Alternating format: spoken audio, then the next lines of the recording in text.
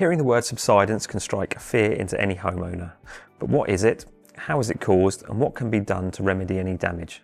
I'm Paul Badham, Associate Director at RICS Chartered Surveyors, and in this video we'll hopefully answer those questions. Subsidence is the downward movement of the ground beneath the property, causing a loss of support to its foundations.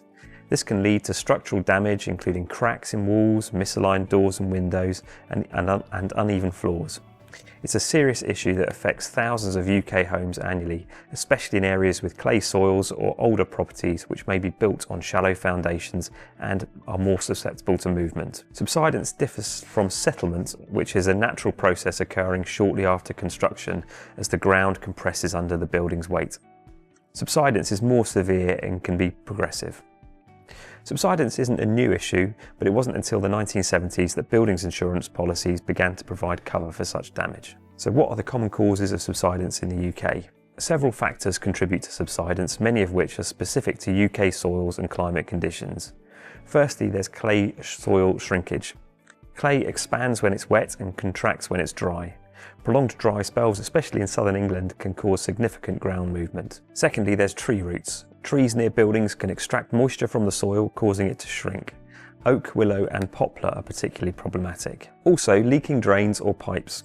Water from damaged underground pipes can wash away or soften the soil, undermining the building's foundations. This damage may also be caused by tree roots themselves. Some parts of the country may suffer subsidence through old mining activities. Properties built near historic mines or landfills may also be vulnerable to underground voids and collapse. Early detection is key to preventing costly repairs. Here are the most common signs of subsidence. Diagonal or stepped cracks in walls can be a good indication, especially those that are wider at the top than at the bottom. They often appear near weak points such as doors and windows. When there are corresponding cracks which occur on the internal and external faces, this can be a good indicator that the support to the whole wall has moved. Don't panic at the first sign of a crack. Not all cracks mean subsidence. Some might be due to other causes and may be insignificant. But if multiple signs appear together, then it's time to investigate further, and it may be necessary to monitor the damage over a period of time to establish the cause and whether the movement is progressive. If doors and windows stick when they haven't done before, this may be a result of distortion to the opening from subsidence. Floors may slope as a result of a loss of direct support, or because the floors which are supported on the walls which have moved. Creases or tears in wallpaper at wall joints or wall ceiling joints without any signs of damp may also suggest a structural movement. Cracks where an extension joins the main house can also signal some differential movement between the buildings. Most standard buildings insurance policies cover subsidence, but there are important caveats. Subsidence claims often carry a high excess, so if your property has a history of subsidence, you must disclose it when applying for insurance. Failure to do so may invalidate your policy. Homes with previous subsidence or underpinning may require specialist insurance from a broker, and this can increase the cost. If you make a claim, insurers will usually arrange for a structural survey, and if subsidence is confirmed, they may recover repairs, monitoring and even temporary accommodation. If you make a claim, you should expect higher premiums afterwards. Some insurers may refuse to cover altogether for previously affected homes. Subsidence repairs vary depending on the severity and the cause. Some common methods include underpinning. This reinforces the foundations by extending them deeper into stable soil. This might not always be suitable to partially repair or part of the building if ongoing movement could be experienced. Resin injection. This is where expanding resin is injected into the ground to fill voids.